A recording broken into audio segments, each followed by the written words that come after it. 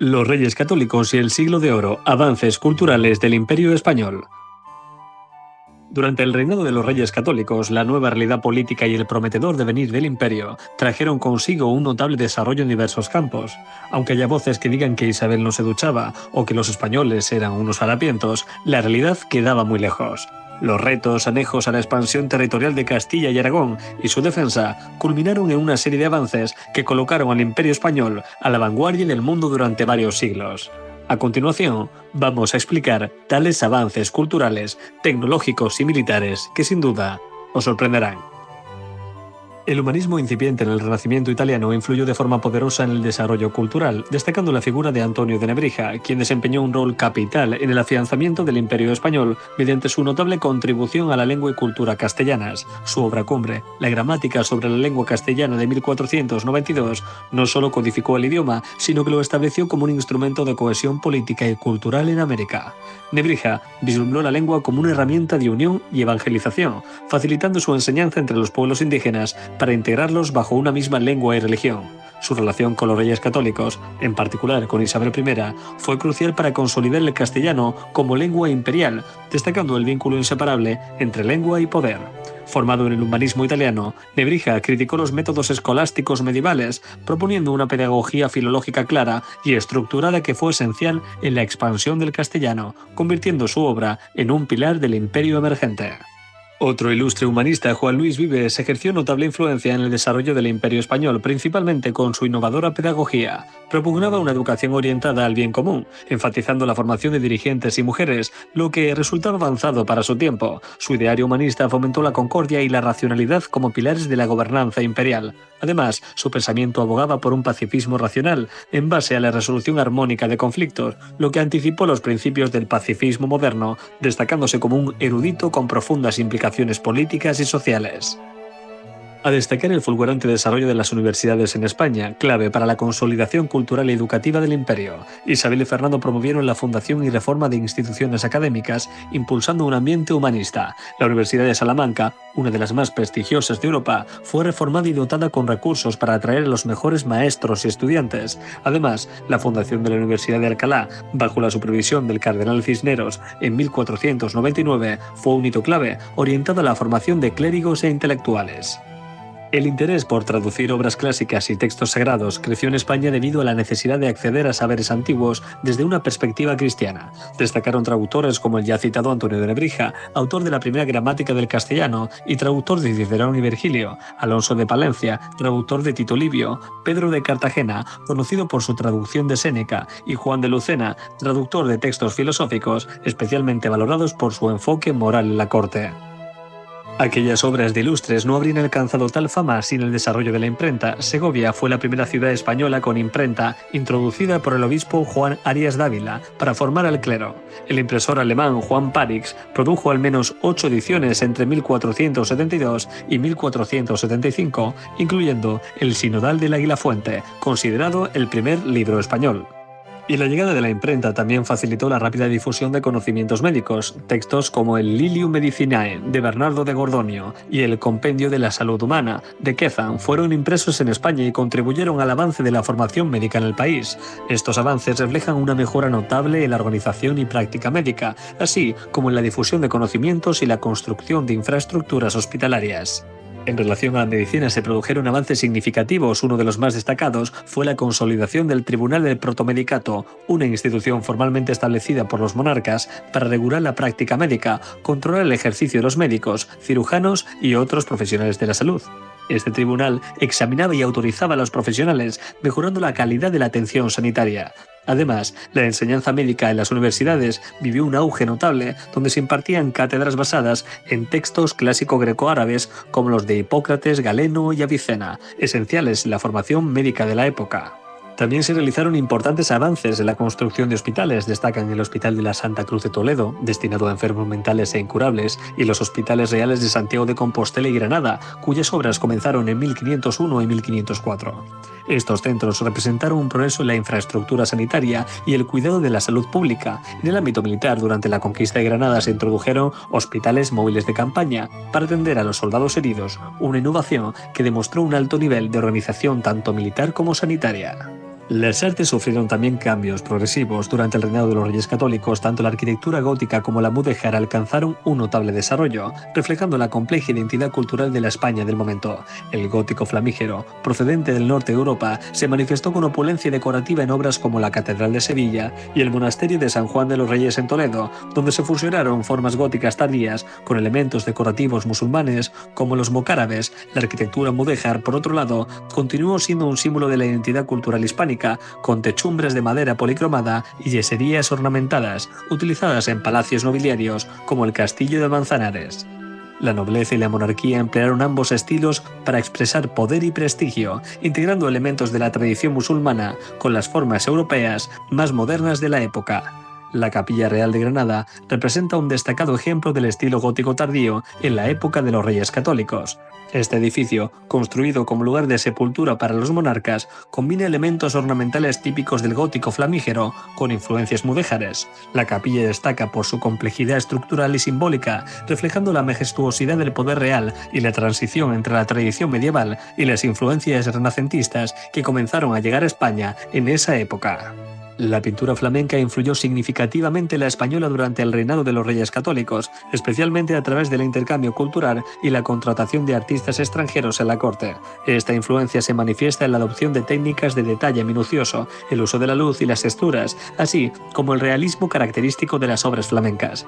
Pintores como Pedro Berruguete, que trabajó en la corte de los reyes, combinaron estas influencias flamencas con elementos del gótico hispano, creando un estilo único que definió la pintura española de finales del siglo XV. En el ámbito de la música, Juan de Anchieta y Francisco de Peñalosa fueron figuras esenciales. Ambos contribuyeron al desarrollo de la música polifónica en España durante el Renacimiento. Anchieta se destacó en la música litúrgica, mientras que Peñalosa sobresalió por su habilidad en el contrapunto, componiendo tanto música sacra como profana. Ambos, influenciados por las corrientes flamencas, integraron técnicas europeas con elementos locales, contribuyendo a la consolidación de la polifonía española en catedrales y cortes, dejando un legado duradero en la música ibérica. En el ámbito de la literatura, el género caballeresco evolucionó con un fuerte componente religioso. Este género, marcado por la influencia del ciclo Amadís de Gaula, fue atribuido principalmente al escritor medieval Garci Rodríguez de Montalvo, quien lo revisó y amplió a finales del siglo XV. La narrativa caballeresca integró ideales de la cristiandad y el heroísmo, mientras que los textos artúricos y las reformas eclesiásticas influyeron en los libros de caballerías. La religión, por tanto, desempeñó un papel clave en la configuración de estos relatos durante ambos reinados.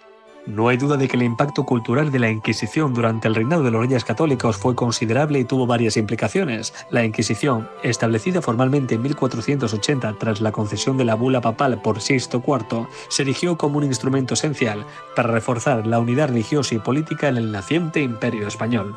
Desde un enfoque cultural, la Inquisición jugó un papel en la homogeneización religiosa, eliminando la disidencia judía y converso cristiana, lo que afectó directamente a la diversidad cultural presente en España. Este proceso, vinculado a la consolidación del poder de la corona, se extendió también a otros reinos del imperio. En otro orden, cabe señalar que la navegación experimentó avances notables que impulsaron la expansión marítima y el establecimiento del Imperio Español. Se desarrollaron embarcaciones más ágiles y eficaces como las carabelas redondas, que combinaban velas cuadradas y latinas, permitiendo una navegación más versátil. Asimismo, se mejoraron tecnologías como el timón de codaste, que aumentó la maniobrabilidad y capacidad de carga de las naves. La fundación de la Casa de Contratación en 1503 centralizó la planificación naval y cartográfica, asegurando que los descubrimientos se registraran con precisión y facilitando el desarrollo de nuevas rutas marítimas. En el contexto del descubrimiento y exploración del Nuevo Mundo, uno de los aspectos más significativos fue el perfeccionamiento de la náutica y la cartografía. La navegación de altura, habilitada por el uso de instrumentos de precisión como el astrolabio y la ballestilla, junto con la creación de cartas náuticas más exactas, permitió a España y Portugal extender su dominio sobre vastas extensiones oceánicas. Estas innovaciones no solo facilitaron la exploración, sino que otorgaron a las potencias un control estratégico de las rutas marítimas, consolidando su poder militar y proyectando su influencia en regiones antes inalcanzables.